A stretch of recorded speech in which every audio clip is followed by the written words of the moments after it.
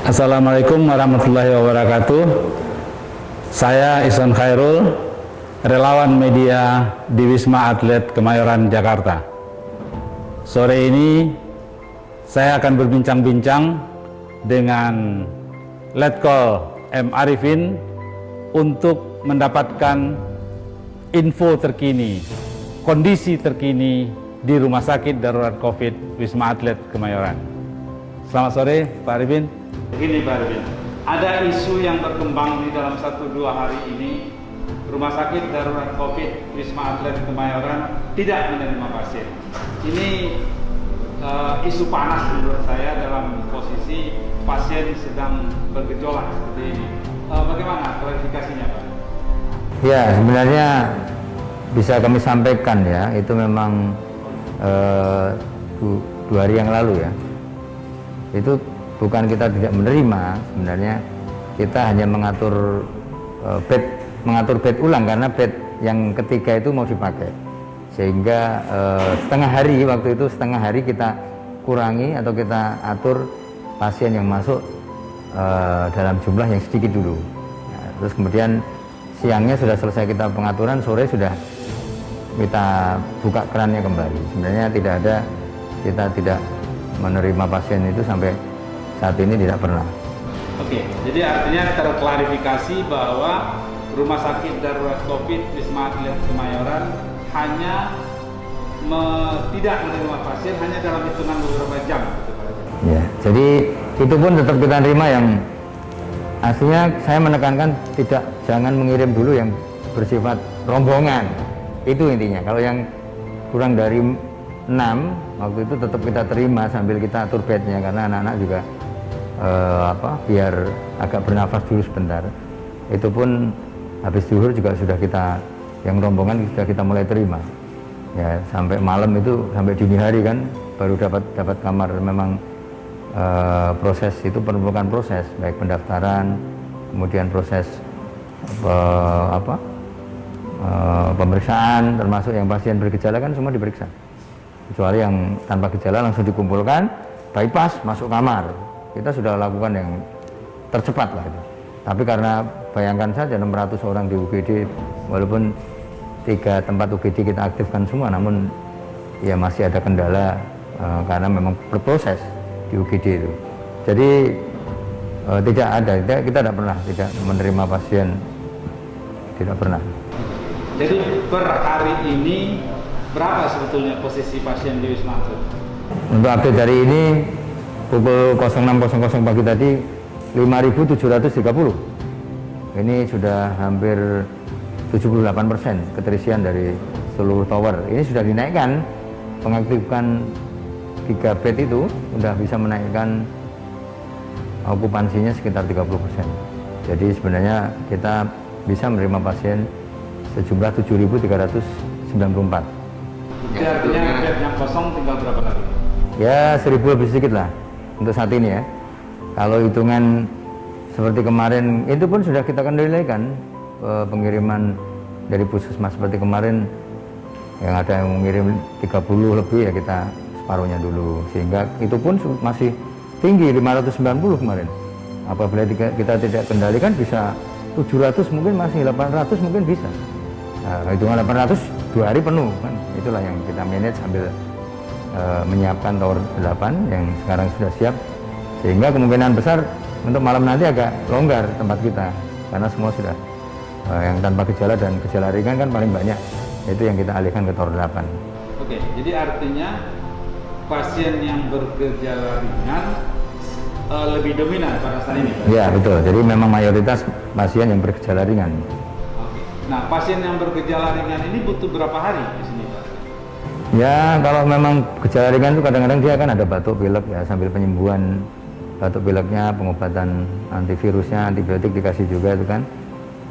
Itu ya bisa 10 hari sampai 13 hari tergantung kecepatan respon tubuhnya untuk bisa negatif.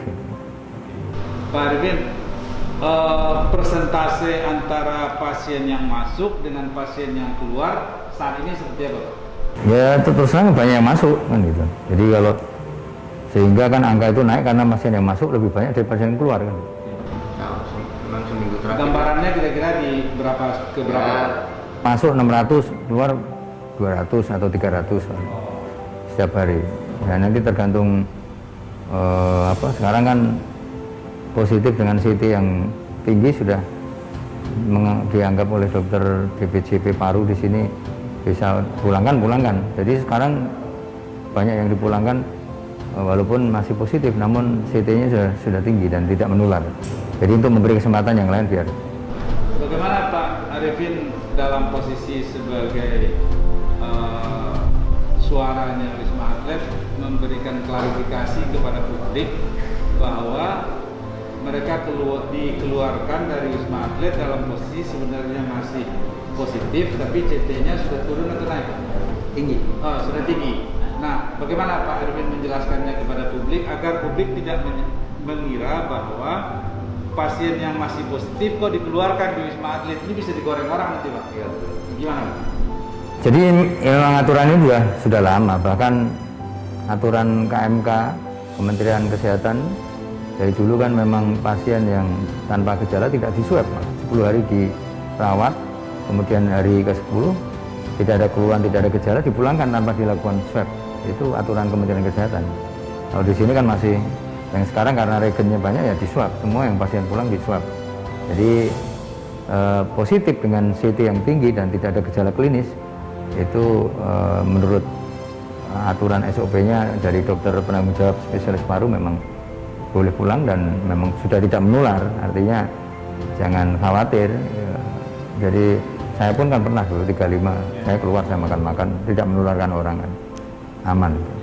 Pak Arifin, beberapa hari yang lalu Pak Arifin menyebut bahwa 80% pasien di Wisma Atlet itu berasal dari penduduk DKI Jakarta.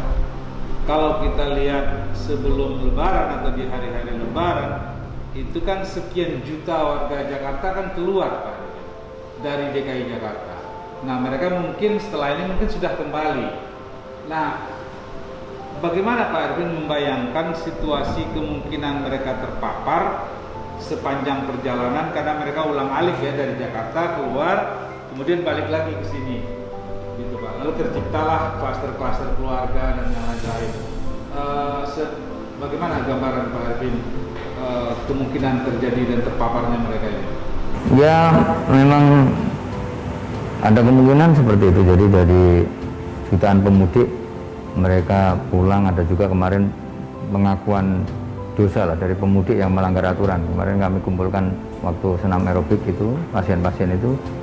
Jadi saya sampaikan yang mudik-mudik angkat tangan. Jadi, saya suruh maju ke depan, ada yang ngomong mudik tidak melanggar tanggal mudik, tetapi dia mengakali jadi tanggal selesainya harusnya tanggal 17 waktu ya, tanggal 17 atau 18 itu sudah selesai mudik itu aturan pemerintah yang tidak membolehkan. Nah dia tanggal 19, tanggal 20 itu pulang dia, ada yang pulang ke Padang ya, terus di kampungnya nggak ada yang pakai masker, jadi sampaikan ya dalam perjalanannya dia ikut-ikutan tidak pakai masker di kampungnya, jadi kalah masa.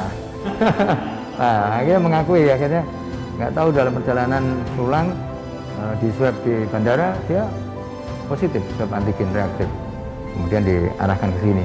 Nah itu dapatnya di mana dia nggak tahu. Jadi selama perjalanan itu memang resiko ketemu orang itu yang harus diketahui masyarakat bahwa itu potensial untuk menimbulkan penularan dari COVID-19 itu. Pada saat hari-hari Lebaran dan setelah Lebaran ini Pak Arifin, kita dari tim relawan media Wisma Atlet berkeliling ke beberapa tempat hiburan malam di Jakarta. Ternyata luar biasa bahwa di tempat-tempat seperti itu kerumunannya tidak tinggi, berada dalam ruangan tertutup dan protokol kesehatan diabaikan. Kemudian ada razia dari petugas tapi tidak melibatkan Satgas Covid. Menurut saya itu sesuatu yang juga bisa menjadi salah satu pemicu melonjaknya pasien di Wisma Atlet ini, Pak Arifin. Komentar Pak Arifin? Ya pada prinsipnya kan pengendalian ini kan memang harus kita kendalikan bersama, jadi harus ada kerjasama antara tim Satgas sebagai hilir dan yang di luar sebagai hulu. Itu memang harus sinkron, harus kerjasama yang baik. Dengan kondisi seperti ini memang apalagi sekarang saat tinggi-tingginya, harapan kami memang sudah tidak ada tempat-tempat seperti itu sementara ini yang dibuka, atau minimal mengurangilah kontak-kontak dengan orang, apalagi di tempat-tempat hiburan ya, mungkin hiburan malam cenderung tidak bisa melakukan protokol kesehatan dengan baik dan benar. Jadi ya harapan kami ya kita kerjasama yang bagus ya, mungkin kalau itu memang tidak bisa dilakukan dengan protokol kesehatan dengan baik dan benar ya lebih bagus memang untuk sementara ini ya, untuk sementara ini lebih bagus ya tidak aktifkan dulu kan, karena memang nanti mempengaruhi penyebaran virus ini kan, apalagi saat ini lagi tinggi-tingginya. Mungkin akan menjadi pertimbangan kebijakan lah dengan kondisi dan situasi saat ini yang sedang tinggi-tingginya. Pak Arifin, bisa digambarkan pontang-pantingnya para tenaga kesehatan di Wisma Atlet dengan lonjakan pasien saat ini? Ya, jadi memang hampir 2 minggu terakhir ini memang teman-teman relawan memang extraordinary kerjanya, memang luar biasa rekan-rekan.